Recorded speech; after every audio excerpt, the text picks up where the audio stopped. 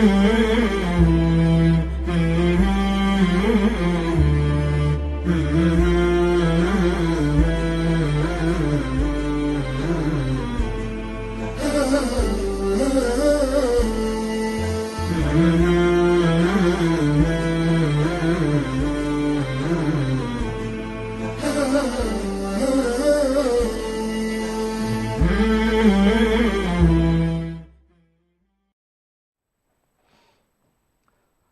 الله الرحمن الرحيم. الحمد لله رب العالمين، وصلى الله وسلم وبارك على نبينا محمد وعلى آله وصحبه أجمعين. المشاهدون والمشاهدات الكرام، السلام عليكم ورحمة الله تعالى وبركاته. مجددا نلتقيكم من قناتكم قناة شبكة السلام الفضائية، ومن خلال برنامجنا الأسبوعي فاسألوا أهل الذكر. يتجدد اللقاء في بداية هذا اللقاء الطيب المبارك. يستطيب لنا ويسعدنا أن نرحب بضيف البرنامج فضيلة الشيخ الدكتور حسن سلمان. أهلا بكم. أهلا وسهلا، مرحبا بك وبالمشاهدين، ونسأل الله سبحانه وتعالى أن يوفقنا لما فيه الخير. المشاهدون الكرام، هو مع برنامجنا التي تسعى دائما إلى تقديم ما هو مفيد ونافع في هذا اللقاء الذي حقيقة نفهم من خلال شريعة ربنا عز وجل أنها تنظم كافة الأمور التي تهم المسلمين في حياتهم. وعبر هذه المناسبة وهذا المجلس الطيب المبارك يسعدنا أن نتحدث عن موضوع يهم أن يعرف فيه المستمع والمشاهد الكريم ما ينبغي تجاه قضية الاجتماع وقضية المجالس وكيف تكون. هل هذه المجالس فقط هي لحظات عابرة تمر على الإنسان دون ما انتباه ما تتطلبه من أمور؟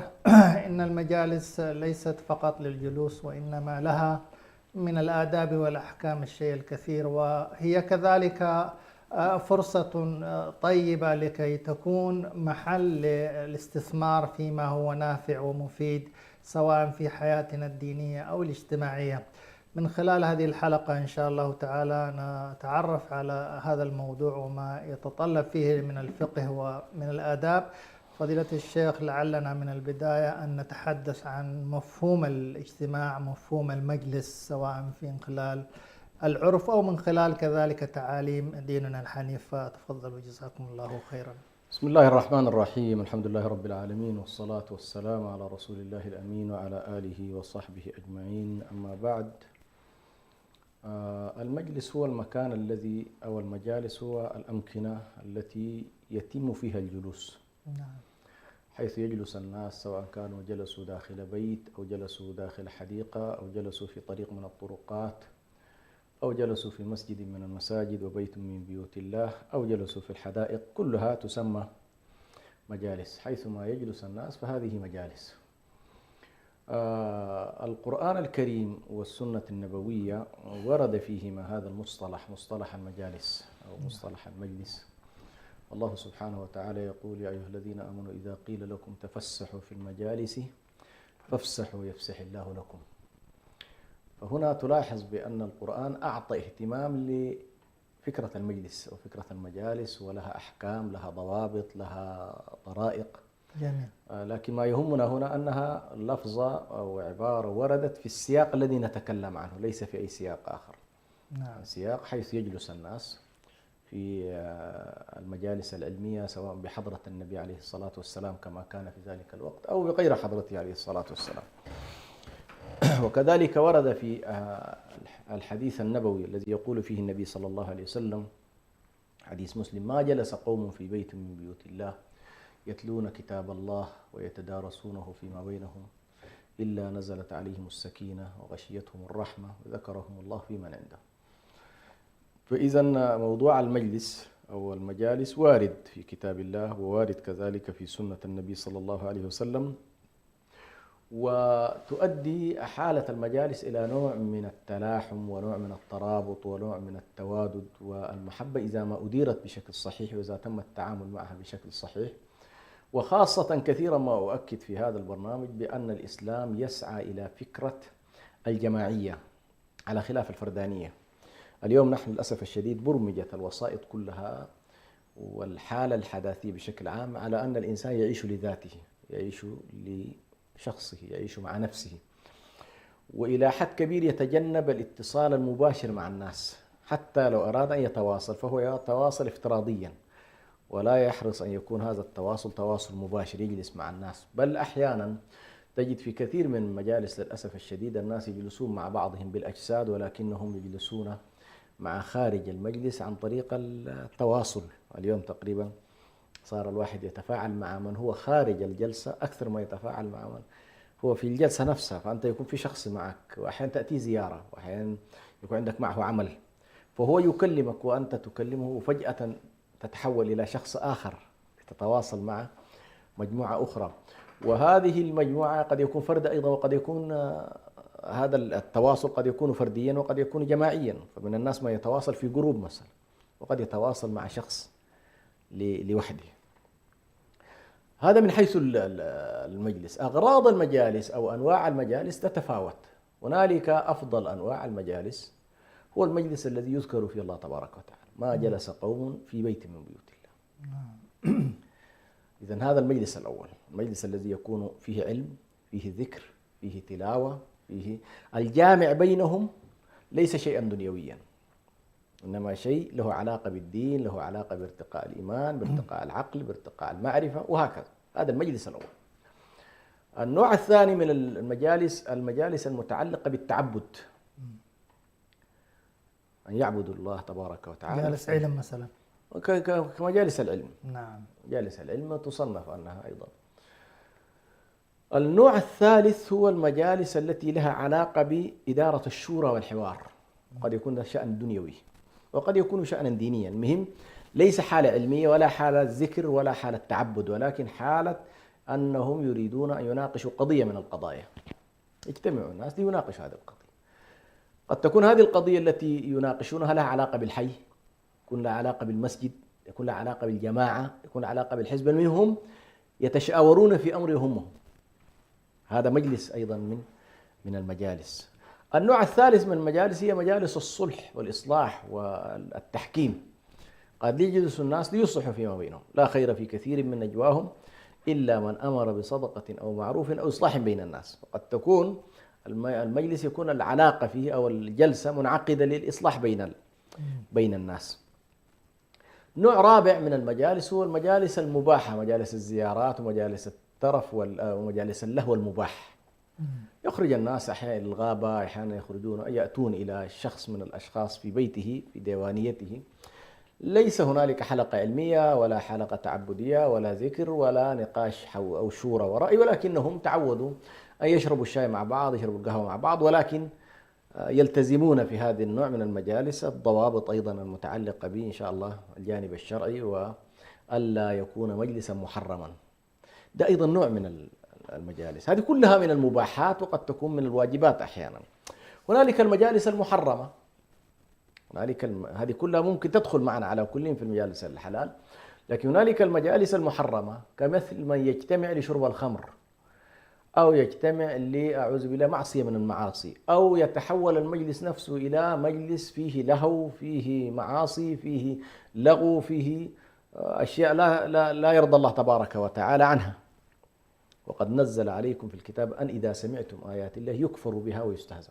أحيانا يكون في مجلس يكفر فيه بالله، يستهزأ فيه بكتاب الله، يستهزأ فيه بسنة النبي صلى الله عليه وسلم. هذا مجلس أيضا، ولكنه مجلس مجلس حرام. قد يكون هنالك مجلس للتواطؤ والتآمر على الأمة والعياذ بالله كمجالس المنافقين.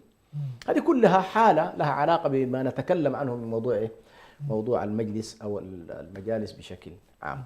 بارك الله فيكم على هذا الاستهلال النافع والمفيد.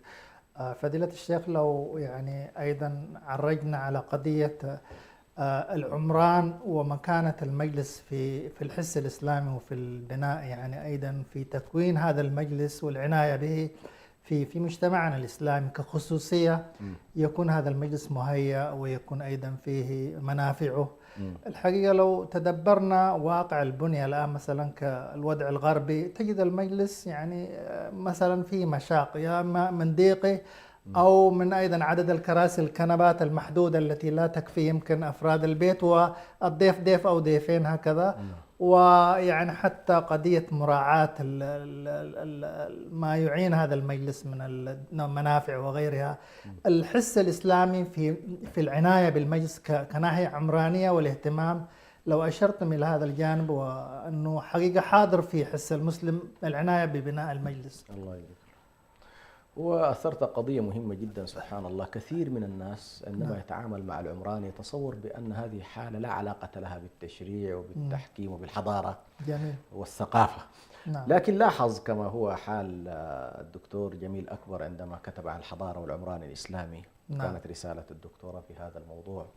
بعد ما حضر سبحان الله في العمران والجانب العمراني من ناحية هندسة معمارية، اكتشف بأن هذه الهندسة المعمارية وليدة الفقه والثقافة الإسلامية. يا سلام. بمعنى نوع البيت، نوع العمران، نوع التشكل الذي نراه. يعني مثلا عندما تأتي أنت في مدينة إسلامية ومدينة غير إسلامية مباشرة، حتى لو لم تعرف أهلها بعد 100 سنة ستكتشف أن هذا العمران إيش طبيعته. يا سلام. العمران الإسلامي مباشرة يعطيك صورة عن نمط التصورات التي في ذهن المسلمين. جميل. الصورة الذهنية أيضا عند غير المسلمين حاضرة. فمثلا تجد في البيت غير الإسلامي مثلا أنماط التصوير العاري مثلا، أو التصوير الذي له علاقة بالتعبد، لاحظت؟ أو التصوير الذي له علاقة بذاكرة الشعب على كل في قضية معينة. تجد الهياكل مثلا في العمارة الإسلامية ستجد أنه والله هنالك اختلاف في طبيعة البناء كما تفضلت. مثلا البناء الإسلامي أفقي، يتسع نحو الأفق ولا يتسع مثلا رأسيا. كانت هكذا. يعني لماذا؟ لأنهم يراعون هذا الجانب، يراعوا جانب أنه والله السعة والانتشار ووجود على الأقل استقبال لأكثر من شخص. إنه ممكن شخص في ديوانه يستقبل 50-60 شخص ولا يجد في ذلك إشكال. الحضارة الحالية لأنها حضارة فردانية تجد إنه الله عامل غرفة واحدة، نعم. أو عامل صالة لا تسع أكثر من شخصين يعني. فهذا كله له علاقة بالمنظومة الثقافية. اليوم نحن للأسف الشديد نقترب كثيرا من المنظومة الغربية في بنائنا، في عمراننا، في حتى نوافذنا التي تفتح، ايش يسميها، حتى قضية الارتفاع في البناء. ما ألاحظه مثلا الآن في بعض العمران المتأثرة بالغرب أن المطبخ يكون مفتوح على الصالة. هذا لا يمكن بأي حال من الأحوال أن تجد في الحضارة الإسلامية في مطبخ مفتوح على إيه؟ على الصالة. هذا غير متوقع. لماذا؟ لأنه الفكرة عندنا أنه والله المرأة يجب أن يتاح لها خصوصيتها وأن لا تكون عرضة للنظر، لاحظت؟ فهذه كلها يجب أن تستصحب. أيضا في إطار الأعمار الإسلامية مثلا ستلاحظ بأنه والله العمران له علاقة بالجار وحرمته والنظر إليه وعدم. وهذه كثير الآن من البنيان الحديث لا يراعي هذا النوع من الأحكام. فمثلا كما تحدثت الآن ما يلينا مثلا في المجلس الإسلامي القديم تلاحظ بأنه أحيانا يكون في مجلس منفصل تماما عن البيت. نعم. عن البيت الخاص. صحيح. اللي يسميه الديوانية، سميه الصالون، سميه كذا. على كلما كان في حضر صحيح ممكن يتسع ولكنه يكون مغلقا. كلما ذهبت إلى الأرياف يكون متسع ولكنه مفتوح مثلا. تجد أنه والله الضيف عندما يأتي مباشرة يحال إلى مكان المجلس ولا يجد في ذلك أي إشكال، وبالتالي البيت مفصول تماما عن الديوان. فهذه كلها لها علاقة كما تفضلت بمسألة الأحكام، نظرتنا للأحكام، طبيعتنا للثقافة وأثرها على العمران. نعم، أحسنتم، بارك الله فيكم. وحقيقة نحن نتحدث عن هذا الموضوع الهام يعني الآن لنعرج إلى قضية ما ينبغي من آداب تراعى في هذا المجلس، سواء من المضيف أو من الذي هو يعني الضيف أو الذي هو صاحب البيت. كيف يمكن أن تكون هنالك يعني أساسيات مراعاتها من السنة ومن الآداب الحميدة التي دلنا عليها ديننا الحنيف. تفضلوا. نعم، طبعا ضوابط المجالس جزء منها ضوابط جوهرية. نعم. يعني لا تستطيع أن تتجاوزها. اللي هي أن يكون هذا المجلس في طاعة الله. نعم. وألا يكون هذا المجلس من المجالس المحرمة. هذا جوهري. جميل. يعني أي مجلس الله عز وجل ذاك لا خير في كثير من نجواهم إلا من أمر بصدقة، والمجالس محل النجوى، محل الحديث، محل التفاكر، مش كده؟ صحيح. والله عز وجل عندما يقول والله وأتمروا بينكم بمعروف، فمرفوض أن يحصل ائتمار بالمنكر. نعم. وأمر الله تبارك وتعالى رسوله عليه الصلاة والسلام وقد نزل والصحابة وقد نزل عليكم في الكتاب أن إذا سمعتم آيات الله يكفر بها مباشرة قال فلا تقعدوا. يا سلام. هذه أول ضابط جوهري في إنه والله نوع المجلس، هل هو من المجالس التي يطاع الله فيها، أم هي نوع من المجالس التي تدرج في دائرة المباحات؟ أقل شيء أنها مباح هذا النوع من المجالس، بمعنى لن نتعدى إلى مناطق الحرام ولا مناطق المكروه وكذا، ولكننا لازلنا في المباح والحلال. نعم. مش كده؟ هذا لا بد، هذا شرط جوهري فتجنب المنكرات والالتزام بالطاعات، هذه مسألة مهمة. هنالك مسائل شكلية في المجلس، شكلية في المجلس، بمعنى أنه والله مثلا يجب على الإنسان عندما يدخل على أناس يجلس حيث ما انتهى به المجلس. طيب. ولا يحاول أن يقيم أحد من مجلسه، لا يقيمن الرجل مجلسه. جميل. هذه سبحان الله يعني نتصورها قضايا بسيطة، لكنها في إطار عمق التفكير الإسلامي هذه لها علاقة مباشرة بفكرة احترام الإنسان وكرامته، وأنه لا خضوع إلا لله عز وجل. صحيح تحترم تقدر، ولكن يجب أن لا تعتبر نفسك أنك فوق الآخرين مثلا فيقوم الناس لك ويستقبلونك بطريقة، لا، يجب اترك التصرف لهم. نعم. أنت تجلس حيث انتهى بك نعم. المجلس، ولا تقيم أحد من مجلسه. وأيضا ألا تتأثر إذا لم يقم الناس لك. الناس جالسة وأرادت أن تسلم عليك جلوسا فلا حرج في ذلك، من أراد أن يتمثل الناس له قياما، هذا أيضا من الأشياء نعم. اللي تؤثر فهذا من حيث الانتهاء. أيضا لها أشياء لها علاقة بطبيعة البداية، وهو قضية السلام. النبي صلى الله عليه وسلم ذكر أنه متى ما جاء الإنسان إلى مجلس نعم. فعليه أن يسلم، يا سلام. فإن أراد أن يجلس فليجلس، وإلا فلينصرف، وعندما ينصرف يسلم. إذن عندنا السلام في بداية المجلس وفي نهاية نعم. نهاية المجلس. والنبي صلى الله عليه وسلم قال وليست الثانية أو الآخرة بأولى من الأولى.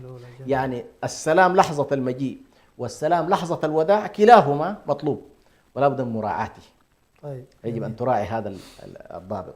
جميل. أيضا من الأشياء المهمة بعد خلاص أنت جلست وجلست حيث انتهى بك المجلس، سلمت على الناس كل شيء، لا بد عندما يدار الحديث احترام المجموعة لبعضها البعض أثناء النقاش، لا بد.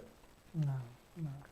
فلا يصلح أن تسيء إلى أحد داخل المجلس، ولا يصح أن تقاطع أحد داخل المجلس، ولا يصح أن تتطاول على أحد داخل المجلس، ولا يصح كذلك أن تحول المجلس إلى ساحة من ساحة مباحة وساحة جيدة إلى ساحة تحول إلى كما يقولون فاكهة المجالس، تحول إلى النميمة والغيبة والأشياء هذه من الأشياء التي لا بد أيضا أن نراعيها، ونراعي موضوع احترام آداب الجلوس اللي هي عدم المقاطعة، تقديم الكبير في المجلس. النبي صلى الله عليه وسلم قال كبر كبر. نعم. هذه طبعا فيها بعض الناس طبعا بتحصل لهم إشكال ولا بد أن ننبه عليها. يعني مثلا النبي صلى الله عليه وسلم أمر بالتيامن. نعم. وأمرنا بالتكبير. لاحظ، أمرنا بالتيامن وأمرنا بالتكبير. فبعض الناس مثلا عندما يدخل هل يبدأ مباشرة بالذي على يمينه، أم يذهب إلى الشخص الأكبر في المجلس، أم يذهب إلى صاحب البيت في المجلس وهو متوسط له؟ هنا لابد أن تراعى هذه الأمور أيضا. ففكرة التيامن يمكن أن تأتي بعد التكبير أو بعد صاحب البيت. يا سلام.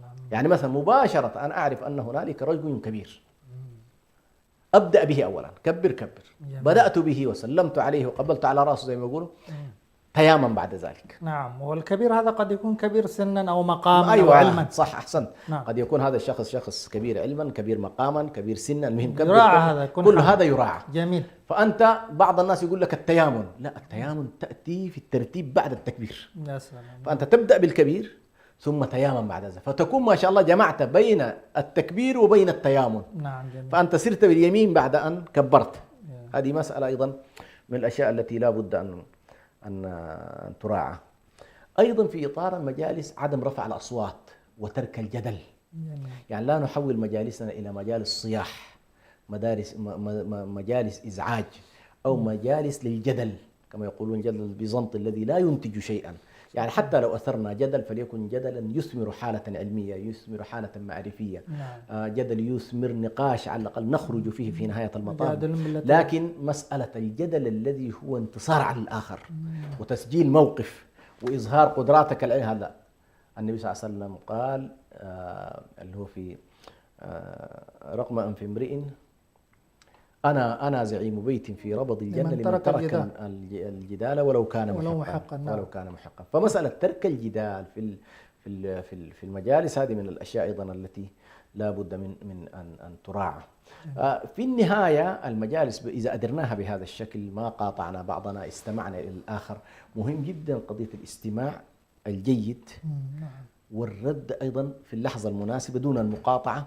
وهذه كلها سبحان الله أخذها من حياة النبي صلى الله عليه وسلم، كيف أنه عليه الصلاة عندما يأتيه شخص يستمع إليه ثم يقول له هل أكملت؟ هل أتممت؟ لاحظ النبي صلى الله عليه وسلم عجيب في السماع، فيعطي الشخص فرصته الكافية ثم يسأله هل انتهيت؟ هذه قمة في يا سلام، إنه أنا لا أريد أن أقاطع، لأن يعني في النهاية المقاطعة فيها إساءة للمتكلم. للأسف الشديد كثير من مجالسنا سبحان الله فيها هذا النوع من السرعة في المقاطعة، تصدر المجالس بحيث الشخص لا يعطي الآخرين فرصة للحديث. يكون في شخص واحد استلم المجلس من أوله إلى، هذه كلها من الآداب، من القضايا التي تنافي آداب المجلس وضوابطه. جميل. احرص قدر الإمكان أنك تراعي أنه والله هذا المجلس ليس لك وحدك. وخصوصا المجالس التي ليس فيها إدارة جلسة كما يقول، يعني ما كل مجالسنا بنعمل لها إدارة جلسة، مش المجالس الرسمية يكون فيها إدارة الجلسة. صحيح. المجالس العادية العفوية يجب أن ننظم أنفسنا فيها. نعم. أنت والله هذا المجلس يجب أن تراعي منه، ليس مجلسك وحدك. يا سلام. هنالك كمان هو، ولا تتصور بأن والله الناس بحاجة إلى كلامك، قد لا يكونوا بحاجة إلى كلامك. بعض الناس يفترض أنه يا أخي كلامه مهم، طيب عند الآخر قد لا يكون هذا الكلام مهم. فراعي دائما، أخذ الفرصة المناسبة لكن دون أن تحاول أن تسيطر على المجلس بكليته. من الأشياء التي تراعى أيضا ختام المجلس. جميل. ختام المجلس، الاستئذان أثناء المجلس. يعني مثلا شخص يريد أن يخرج، نعم، يخبر صاحب البيت بأنه خلاص، يودع الآخرين أيضا أنه والله يستأذنهم. هذه كلها سبحان الله وإن كانت بسيطة في هنا، لكن تعطي حالة المجلس وحالة الاجتماع رونقها ومظهرها الإسلامي. أن أنت في النهاية تقدر الناس، تحترم الناس، تضع لهم ضوابط. يعني بعض الناس تجده سبحان الله لا يعجب من المجلس فينسحب، هذه معيبة في حق المجالس. الختام كيف أن يعني ما نسميه بتحليل المجلس أو التحلل. سبحانك اللهم اللهم ربنا وبحمدك وتبارك اسمك وتعالى جد ولا إله. كفارة المجلس. كفارة المجلس، أي كفارة المجلس، وهو أن الإنسان سبحان الله هذا المجلس فيه لغو، فيه كذا. صحيح. أمرنا في المجالس سبحان الله أن نختمها بهذا النوع من الختام أيضا. جزاكم الله خير على هذا التوضيح والبيان والفوائد. في جزئية لعل من الطيب أيضا الإشارة إليها لأنها تحدث وتتكرر في المجالس، ثم لدينا أيضا عنوان رئيسي نتحدث عنه. العنوان الرئيسي فضيلة الدكتور الآن يعني المجالس تكون غالبا كما أشرتم ليست محددة يعني مثلا الإدارة أو الموضوع، يعني يجمع مثلا أن تكون عرضية يعني ويكون فيها ناس. هنا المبادرة وأثرها في جعل هذا المجلس يعني مجلس فائدة، مجلس ذكر مثلا في آية في حديث، مجلس مبادرات في طرح قضايا اجتماعية، في كفالات مثلا، في التنبيه على قضايا عامة تهم الحضور مما هو حقيقة يشغل البال والرأي العام، حتى يعني نجعل للمجلس يعني المجالس حتى نجعل لها حقيقة فائدة ولا تمر هكذا في أي يعني لا تمر دون ثمرة يجنيها هذا المجموع يعني هذا الموضوع. لكن الإشارة اللي أشرت إليها أنه إذا المجلس حضر إليه الإنسان وهو فاضي يعني لا يوجد أحد، وهنا المبادرة للجلوس كيف تكون؟ هل أنتظر حتى يجلسني صاحب البيت ولا أجلس في حيث ما وجدت يعني مكان مثلا؟ نعم.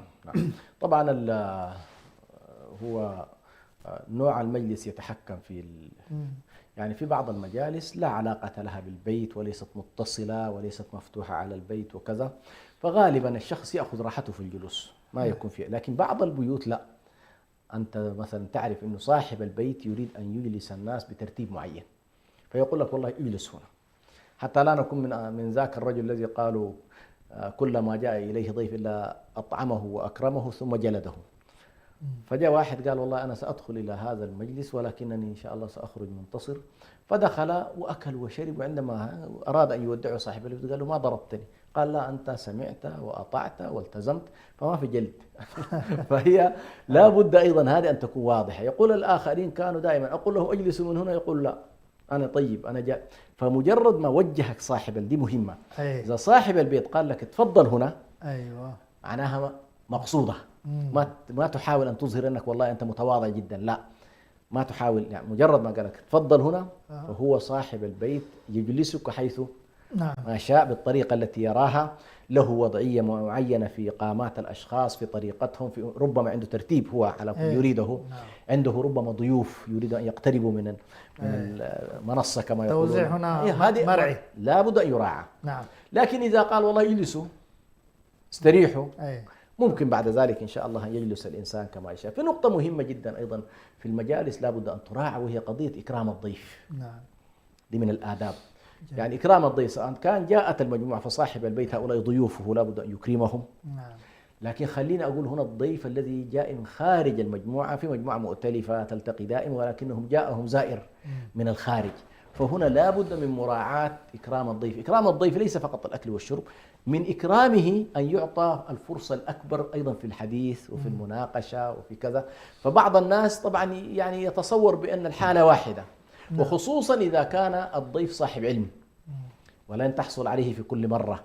هنا لا بد من إكرامه أن يتم الاستفادة منه أقصى فائدة.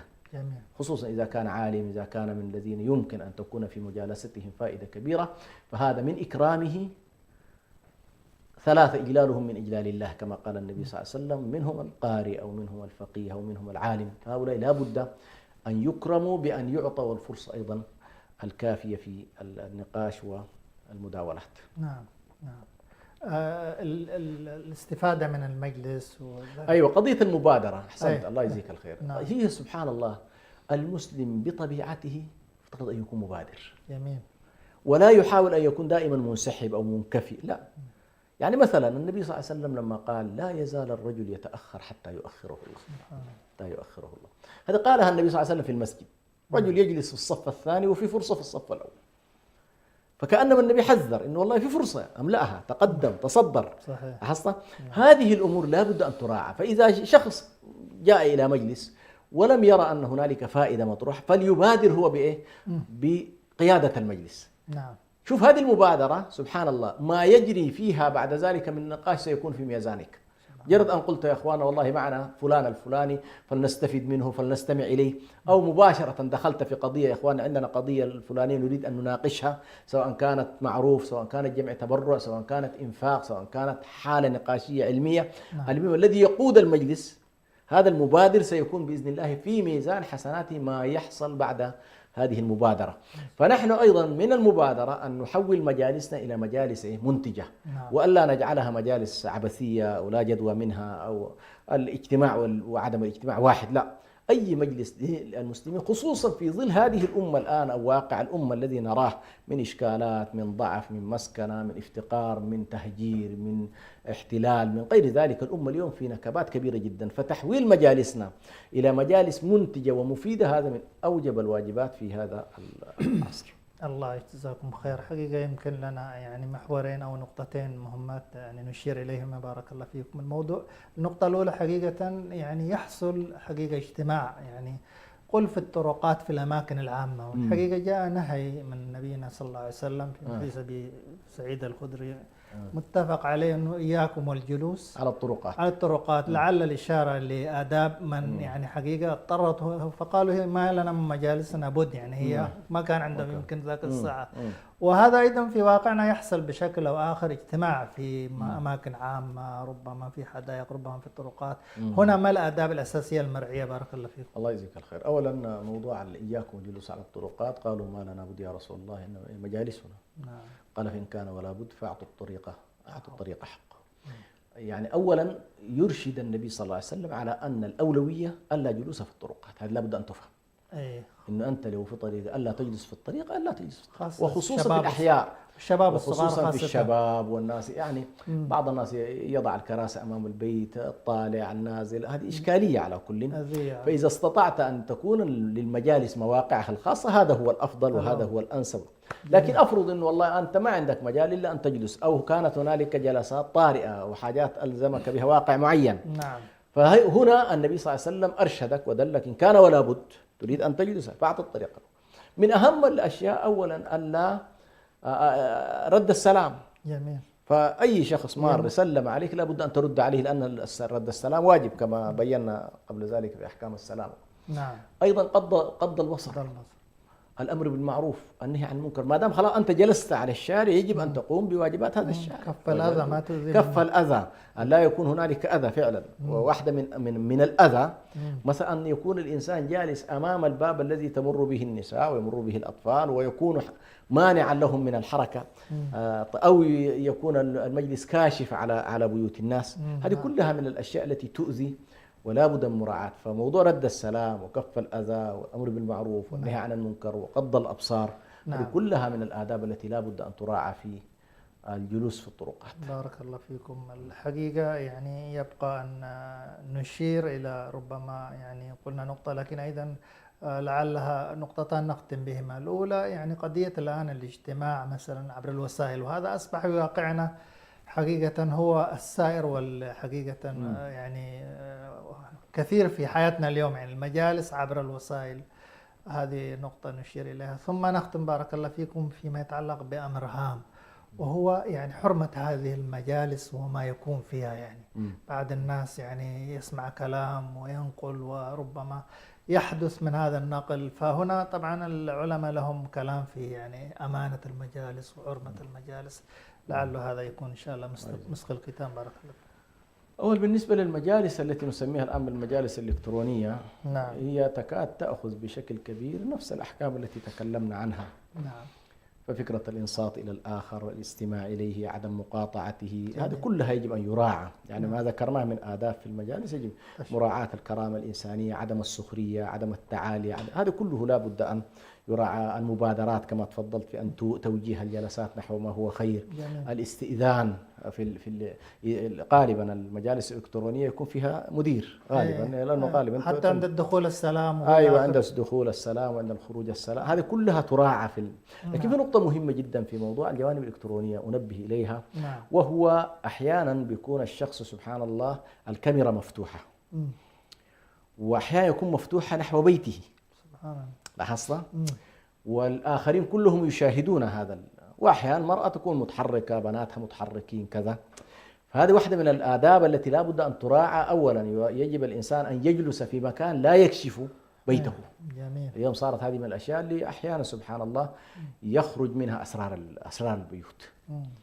تجد الشخص يضع الكاميرا في مكان من خلفه مكشوف، زوجته متحركة، بناته متحركات، أو شخص جالس في سرير أو هكذا. فلا بد في موضوع الآداب في الكاميرات بالذات في الإلكتروني ألا تجعل الكاميرا في اتجاه تكشف على الأقل الستر التي ستر الله بها هذه البيوت. فأحيانا نكشفها نحن بهذا النوع من التواصل. فهذه نقطة على كل مهمة جدا. أيضا من النقاط المهمة أثناء الحديث حتى لا تشوش على الناس، لا بد اللاقط إذا لم تكن أنت المتكلم أن يكون مغلقا. أحيانا تشوش على الناس وينقل أصوات بيتك إلى الخارج. أحيانا المرأة تتكلم، الأطفال يتكلمون، كلام أحيانا لا يحسن نقله ولا يحسن سماعه. فاللاقط مهم جدا أن تفتحه عند الحديث وألا تفتحه في خارج هذا. فهذا على كل فيما يتعلق بالجانب الإلكتروني. وهي في النهاية اليوم تحولت، خصوصا بعد الكورونا، كثير من المجالس تحولت اليوم مؤتمرات قوى سياسية ودعوية، صارت اليوم مؤتمرات علمية تقاد بإيه؟ عن طريق الجانب الإلكتروني. فهي بلا شك مهمة. وكثير من الناس ربما كتب في هذا اليوم، صارت تحضر رسائل علمية في هذا، آداب الواتساب، آداب الزوم، في مجموعة آداب على كل يمكن إن شاء الله أن يستفاد منها. جميل. النقطة الأخيرة اللي هي موضوع قضية أمانة المجلس. أمانة المجلس. أحسنت. النبي صلى الله عليه وسلم سبحان الله أشار، قال المجالس بالأمانة. يا سلام. ما يحس بأمانة. بمعنى أن الكلام الذي يدور داخل الجلسة وما يقال فيها وقد يكون خير، طبعا إن كان شر مرفوض، نعم. لكن هذا الكلام ليس بلازم أن يخرج إلى إيه؟ إلى خارج المجالس. جميل. بحيث أحيانا بعض الناس ينقل ما دار في المجلس، كان يسجل أيضا من غير بعض إذن. الناس والعياذ بالله يسجل من غير إذن. يعني هنا لا بد أن ينبه الإنسان، خصوصا إذا في نقاش علمي. نعم. شخص يقول يا شيخنا هل في مانع أن أسجل هذا الكلام؟ لأنه بعض الناس لا يريد أن يسجل. نعم. مش كده؟ وصارت اليوم سبحان الله كثير من الناس يروحوا ضحايا للتسجيلات الخاصة هذه. فعلى كل فعلا موضوع التسجيل، موضوع الاستئذان في التسجيل، موضوع الاستئذان في التصوير، أحسن. هذه كلها من الأشياء التي لا بد تدخل في الأمانة. نعم. إن من أمانة المجالس أن يأمن الناس على كلامهم، ويأمن الناس على صورهم، ويأمن الناس على مناقشاتهم. النبي صلى الله عليه وسلم استثنى 3 أشياء، وهي داخلة عموما فيما له مجلس فيه ضياع لحقوق. هنا لا تكون المجالس مأمونة. قال إلا سفك دم حرام. نعم. بمعنى حاصل في سفك دم وورد في المجلس إنه والله كشف لسفك دم. نعم. أو فرج حرام، أو اقتطاع مال بغير حق. يعني هذه المجالس إن كان فيها اعتداء على الأرواح أو اعتداء على الفروج أو اعتداء على الأموال، هنا لا تقول المجالس بالأمانة. لاحظت؟ يعني كل ما له ضياع لحقوق آخرين لست هنا في مجلس الأمانة. بل وهنا خاصة إذا طلب منك شهادة، وأنت سمعت الكلام وعارف الإشكال الحاصل، فإذا استشهدت يجب أن تشهد، وإذا طلب منك يجب أن تعطي في هذا. ما عدا ذلك فتبقى المجالس كما تفضلت بالأمانة. بعد هذا الحديث الطيب الماتع المفيد، نسأل الله سبحانه وتعالى أن ينفعنا بما سمعنا، وأن يجعل مجالسنا عامرة بذكره سبحانه وتعالى، ويجعلها دائما إن شاء الله محلا للفائدة وللنفع العام، ولما يخدم إن شاء الله مجتمعاتنا وبيوتنا، ويكون فيها من الحفظ ومن الأمانة. نسأل الله سبحانه وتعالى أن نلتقيكم وأنتم على خير في الأسبوع القادم. إلى ذلك الحين نستودعكم الله، والسلام عليكم ورحمة الله وبركاته. السلام ورحمة الله.